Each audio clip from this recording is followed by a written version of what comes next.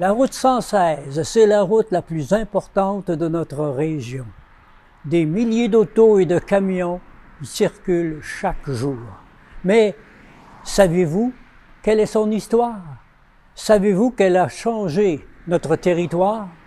Aujourd'hui, nous rencontrons M. Fernand Raymond, un retraité du ministère des Transports qui va nous conter l'histoire de l'épine dorsale de notre région.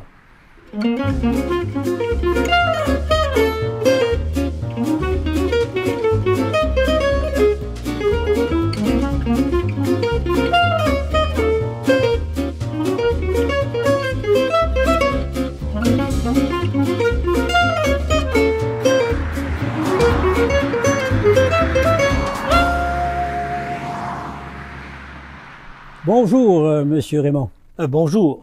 Merci d'avoir accepté de venir nous conter l'histoire de la plus importante de nos voies de communication. D'abord, une question toute simple.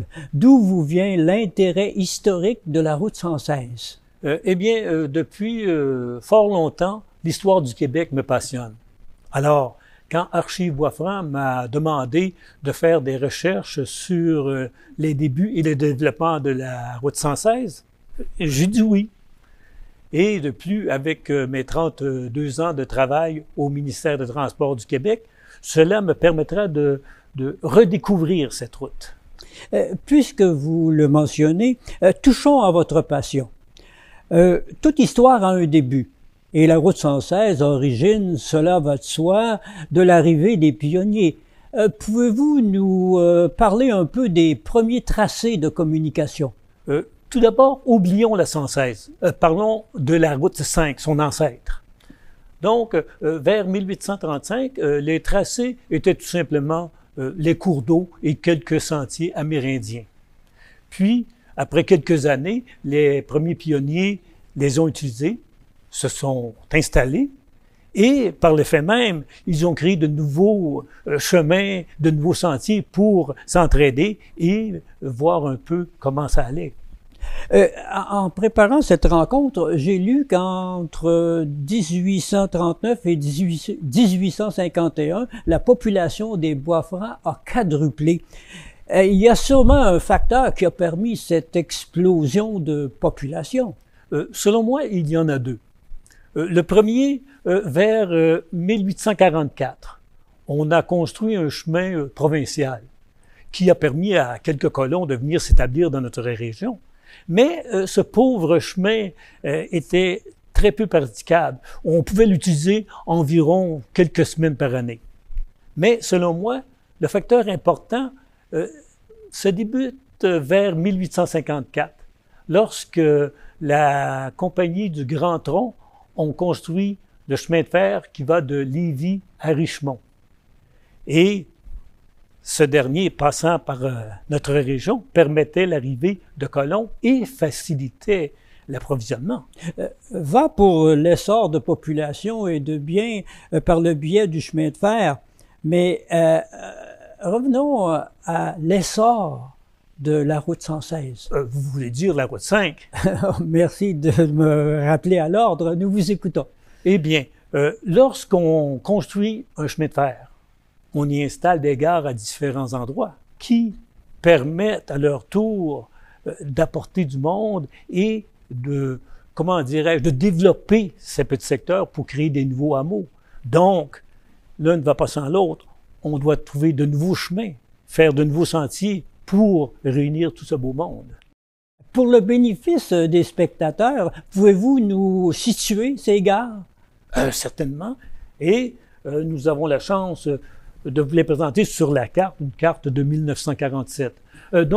Nous avons un premier ici, Lister Station, puis un deuxième à Sainte-Julie, qui était tout près de Laurierville. Puis nous avons Plessisville, Princeville, Victoriaville, Warwick et Kingsley Station. Qu'en était-il du réseau routier en 1900? Alors, vers 1900, le réseau routier provincial prenait son envol. Et la route 5 en faisait partie. Cette même route qui débutait à Lévis se rendait jusqu'aux frontières américaines. La route 5, c'est la route 5 qui partait de Richmond, ça descendait à Québec.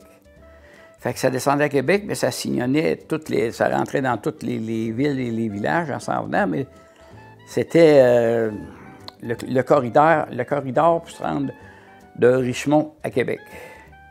C'est la 116 qui a remplacé la 5.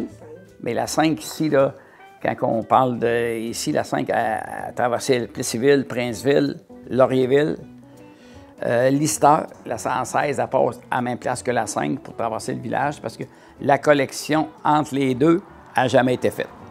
J'ai vu l'évolution beaucoup de la route parce que au tout début, la route c'était la route 5 d'abord. Hein? La route 5 qui reliait Québec et Montréal. Pour aller à Québec, il fallait que tu passes par toutes les municipalités, Plessisville, Saint-Agapi, Lister, Dosquet. J'ai connu voir passer des chevaux. Hein? Les gens à la messe, mais le dimanche, c'était obligatoire. Fait qu'ils allaient en voiture. Puis le voisin ici, pour l'hiver, il y avait une espèce je vais dire une espèce de caravane qu'on appelle aujourd'hui, mais c'était tiré par 2 chevaux. Bien. Puis il y avait un petit poêle là-dedans, puis il chauffait, puis quand il faisait mauvais, bien, il faisait le tour du gênant, puis on embarquait une quinzaine de personnes là-dedans pour aller à la messe. Hein. Donc, après ça, il y avait pas le trafic qu'il y avait aujourd'hui, ça c'est bien entendu, mais il y avait des quêteux qui passaient à l'époque aussi, qui passaient sur la route 5. Puis il y en avait un, entre autres, qui se faisait traîner par un chien, lui. Hein? Il débarquait une voiture puis un chien. Puis nous, ici, la famille, on allait à l'école, c'était 1 mile d'ici l'école. Hein? Puis il n'y avait pas d'autobus là, qui nous prenait beau temps, mauvais temps.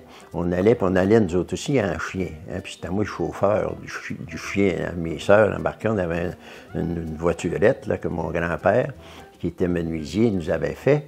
Et on allait à la petite école du Rhin ici. Puis l'hiver, on allait en traîneau. Fait qu'imaginez-vous, si on revenait aujourd'hui avec ça, avec le trafic qu'il y a là, ça ne marcherait pas. Moi, je l'ai toujours connu avec de l'asphalte. Je ne l'ai pas connu là, en gravelle. Puis c'était la route qui partait des États-Unis puis qui montait à Québec. L'été, il y avait beaucoup de trafic. Les Américains qui venaient visiter Québec, c'était leur voie de passage, ça, ici. Fait que le trafic n'était pas ce qu'il est aujourd'hui, par exemple. L'hiver n'était pas ouvert. C'était juste pour les chevaux. Puis là, à un moment donné, là, dans les années 45-50, bien là, il commençait à avoir des voitures, à avoir un besoin. Mais ça n'a pas ouvert, c'est l'entreprise privée qui a pris l'initiative de l'ouvrir pour l'hiver. Fait que, puis il y avait parce que c'était l'entreprise privée, il fallait qu'ils se financent. Fait que là, il y avait des barrières. Probablement qu'il y avait des abonnements pour l'année, ceux qui passaient souvent, puis d'autres, il fallait qu'ils payent une fois de temps en temps. Puis il n'était pas bien loin ici, sur la route Kirouac, le poste de payage. Parce que passer ici, pour s'en aller à Arthabasca, la côte de l'église, ça, là, c'était pas pensable là, de faire ça l'hiver. Fait que je faisais le détour pour aller à Victoriaville pour aller là. Avec l'augmentation des véhicules sur les routes, ce pauvre chemin de terre et de gravier se déformait facilement. Donc, en début des années 30, je crois, un nouveau procédé, le macadam. C'était un mélange de pierre, de sable et de bitume qu'on compactait pour donner une certaine rigidité à la chaussée. Cela ne tenait qu'un moment. Mais la meilleure amélioration, je crois, est à la fin des années 30, lorsque l'asphaltage a permis d'augmenter la durabilité, la sécurité, le confort de cette route. Dimanche, là, quand j'étais petit, on s'assisait sur la galerie, là, puis mes parents nous achetaient des croque-jack, des croque-jack, dans le temps. Puis on regardait le trafic passer, puis les meilleures journées, là, c'était la fête du travail. Là, les Américains passaient, avec le fameuse roulotte ronde, là, en stainless, là, tu sais, le coco, là, le coco. Là. Puis, ils en passaient de ça. Puis c'était... puis il passait des... Comme les cirques, là, les vannes de cirque, là, ça passait tout de suite, ça s'en venait de je sais pas où, ça passait tout de suite. Fait que nos belles journées sur la galerie de dimanche, des fois, ou de fin de semaine, on regardait passer le monde. Quand j'étais jeune, le soir, on était assis là, sur la galerie ou quelque chose. Mais le plaisir, c'était de compter comment il passera de machine. Ouais. Un prenait pour aller sur un bord, puis l'autre sur l'autre. Ouais. Puis on passait à une veillée, là, des fois, on en avait 10-15 voitures qui ont passé dans une heure, au-dessus d'une heure. Oh, 10-15? Ouais. OK, ouais. Puis là, aujourd'hui, ben, c'est curieux un peu. Il y a quelque temps, je pars à Victoriaville, au coin de Saint-Hubert, là, pour m'en venir ici. J'ai à peu près 5 km. Même pas. J'ai compté au-delà de 100 chars que j'ai rencontrés. Hein, fait que c'est énorme, au point de vue de l'achalandage. Puis quand on voyait passer plusieurs chars qui suivaient, c'est parce qu'il devait y avoir un mariage ou bien un service, quelque chose. Là,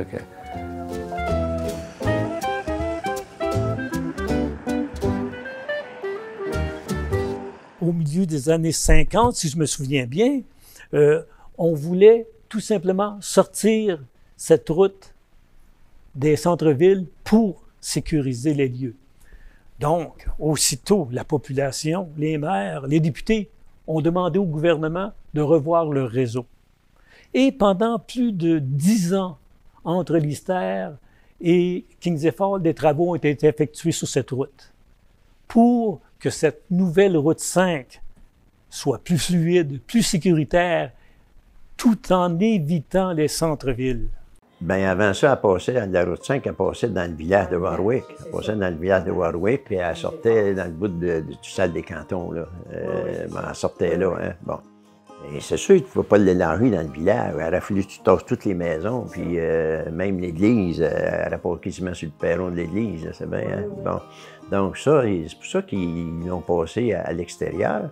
Puis pour une meilleure fluidité du trafic aussi, là. Et dans les villes, ben, tu as des arrêts obligatoires quasiment à tous les rues, puis c'est normal, là, c'est bien, des lumières, tout ça. Fait que pour ça, tu essaies de passer, d'éviter les villages ou les villes. La 116 a passé. Fait que là, nous autres, les commerçants et les résidents de la ville, là, eux autres, c'était comme la fin du monde. Parce que là, le trafic ne passera plus en avant de nos commerces. Fait que le monde qui suivait la 5, qui arrivait à Pierceville, bien là, t'as besoin d'aller à l'épicerie, t'as besoin d'aller à la quincaillerie, tu sais, t'avais de l'achalandage. Mais là, quand la 116 était faite, il n'y avait pas rien, là, c'était pas bâti, je sais pas, il n'y avait rien, là. Fait que bon, pour ça, là, il n'y a rien à foutre de la même chose qu'à Princeville. Quand ça l'a bâti, c'était en dehors de la ville. Fait que là, il s'en allait, puis il arrêtait si ça lui tentait. Pas comme Arthabasca, là. Ceux qui étaient là à Arthabasca, là, moi, je suis un épicier, là, qui ne voulait pas ça partout, lui. Mais à un moment donné, la pression, puis là, quand le monde s'astine comme ça, le gouvernement, lui, il est content, il fait rien. Fait qu'avant... fait que quand ils sont entendus, ils ont accepté, bien là, ils ont fait des tracés pour tout exempter de tous les petits villages. Le monde avec raison, les utilisateurs de la route avec raison, bien, ils ne veulent plus passer dans les villages parce que, c'est les vieux villages, c'est des rues étroites, puis il y a du trafic lourd là-dedans. Bon, fait que là, puis les résidents ou les commerces ou les élus, ils disent, bien là, si vous contournez notre ville, notre village, le village va fermer, il n'y aura plus personne, il va arrêter chez nous. Donc, c'est pas facile de satisfaire tout le monde. Hein. De toute façon, tu ne peux pas. Hein. Donc, c'est pour ça que, oui, il y a eu des contournements, mais aussi pour l'industrie comme telle. Il y a beaucoup d'échanges, eux autres, là, nos industries, que ce soit à Plessisville, Victoriaville ou Warwick, ou nommer ceux-là, ils ont des échanges entre eux autres. Puis la matière première, ils l'ont pas sur place, il faut qu'elle fasse venir en quelque part. Hein. Et si le transporteur ou le fournisseur, il y a de la difficulté à se rendre à destination, bien, c'est des coûts supplémentaires. Le gouvernement, par le biais de l'ancien ministère de la Voirie et du nouveau ministère des Transports, ont amélioré de beaucoup le réseau routier en numérotant et en orientant les chemins selon la nouvelle norme. les autoroutes étaient numérotées de 1 à 99, la route nationale de 100 à 199 et les routes régionales de 200 à 399. De même, pour l'orientation, les routes est-ouest devenaient paires et les routes nord-sud impaires. C'est vers les années 1900, plus précisément en 1972, que la route 5 est décédée pour laisser la place à la route 116. Puisque la majorité de la population a à peine une connaissance de cette fameuse route 5, pouvez-vous nous tracer un peu ce trajet originel de la route 105? Ça me fera plaisir et nous allons en profiter. Nous avons ici une carte de 1947 qui nous décrit très bien le parcours de la route 5 et par après, je vous indiquerai quelque peu les modifications qui ont eu lieu dans les années 60 et 70 pour la future route 116. Donc, nous partons de Denville, à la limite de Kings Fall, et aussitôt, nous rentions dans le village par la rue Tardy, puis la rue Marie-Victorin nous menait vers Warwick. À Warwick, il n'y avait pas d'autre chemin, donc on prenait la rue Saint-Louis. Encore là, on traversait le village. Puis, pour qu'est-ce qui est de Saint-Christophe, Arthabasca et Victoriaville, bien, on prenait le rang Pouliot qui nous menait au Pont-Barry, la rue Laurier, le boulevard Bois-Franc, la rue Notre-Dame. Et là, on traversait pour prendre le rang Nau et se retrouver sur le rang Lénès qui nous amenait directement au 12e rang. Donc, nous prenions ce chemin, puis la rue Saint-Jacques pour traverser Princeville et la rue de Mers, puis on enfilait vers Plessisville. À Plessisville, encore là, il fallait traverser sur la rue principale qui était la rue Saint-Calix, puis on prenait la route 267. Après, celle-ci nous menait à la route, si je me souviens bien, c'est la route Provencher qui nous amenait directement dans Laurierville.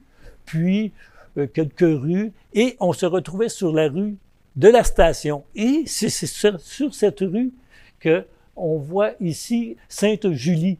C'est là qui était la gare de Sainte-Julie. Puis, on s'en va directement vers Lister et Sainte-Anastasie pour se retrouver vers Dosquet.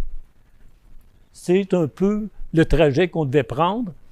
Puis, dans les années 60 et 70, la 116 devait éviter toutes les localités. À l'époque, on l'appelait une route de contournement. Donc, on passait tout droit ici. Pour Warwick, c'était la même chose. Pour Victoriaville et Arthabasca, Saint-Christophe, c'est qu'on prenait le chemin et on croisait.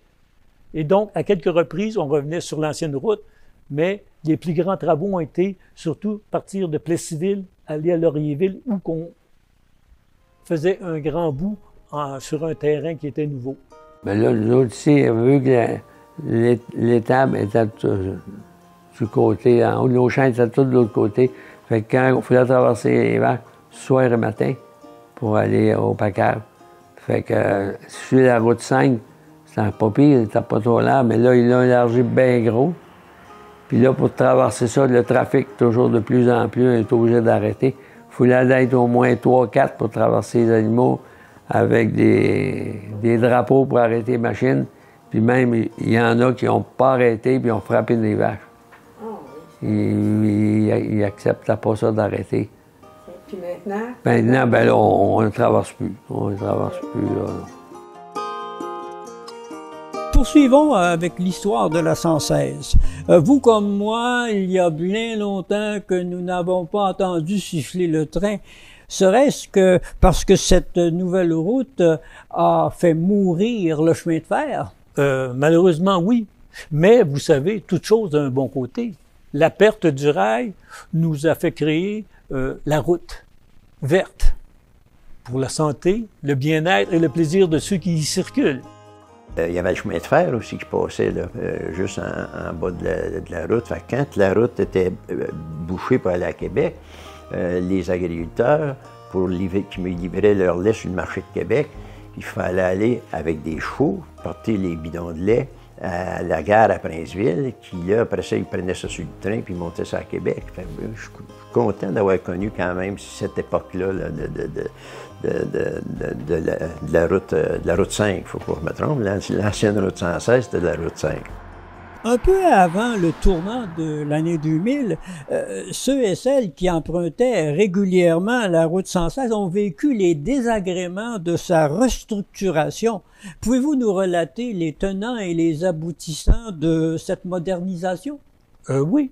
Le tout a débuté en début des années 1980. La population voulait qu'on double la route 116 de Plessisville à Warwick. Et c'est là qu'a commencé la saga de la 116. Quand moi, comme député, j'ai parlé d'élargir à 4 voies, ça a été toute une histoire, parce que là, il y a des gens de Plessisville qui s'objectaient parce qu'ils disaient si la route est trop belle, le monde, au lieu de magasiner à Plessisville, ils vont aller magasiner à Victoriaville. Hey, tu me parles d'un argument, toi, c'est bien. Hein? Bon. Mais il faut vivre avec ça pareil, c'est bien, il faut vivre avec ça pareil. Et d'autres, des agriculteurs sur le Rhin, ils disaient à 4 voies, il va passer bien trop de trafic, on ne sera pas capable de traverser le chemin, tout ça. Bon, bien là, oui, il doit être plus large à traverser, mais il passera pas moins de trafic, mais ça va passer plus vite, pas en termes de vitesse, mais au moins 2 de large, au lieu de sur l'autre, 2 sur un sens, 2 sur l'autre. Hein. Bon, et il y a eu une demande pour avoir, pas une enquête, là, mais le bureau d'audience publique tienne des consultations publiques, Bon. C'était la première fois que le ministère des Transports, un de ses projets passait devant le bureau d'audience publique. Et moi, j'avais présenté un mémoire, c'est dans la période où je n'étais pas élu, là, de 87-89, j'avais présenté un mémoire pour défendre la route 116 à 4 voies, parce que quand ça a changé de gouvernement, là, on avait changé le terme, on disait on va construire une route à 2 voies élargies. Bien, 2 voies élargies, c'est une voie sur un bord sur l'autre, puis le dernier, c'était l'accotement. Il disait ça va être plus sécuritaire, l'accotement, mais tu ne roules pas sur l'accotement, comment qu'elle aura 20 pieds de large, et ça ne réglera pas le problème. Hein? À la fin de 1990, les travaux ont enfin commencé à Plessisville. Et vers 2005, on nous a livré une nouvelle route à 4 voies. Et cette route réunissait Plessisville, Princeville, Victoriaville.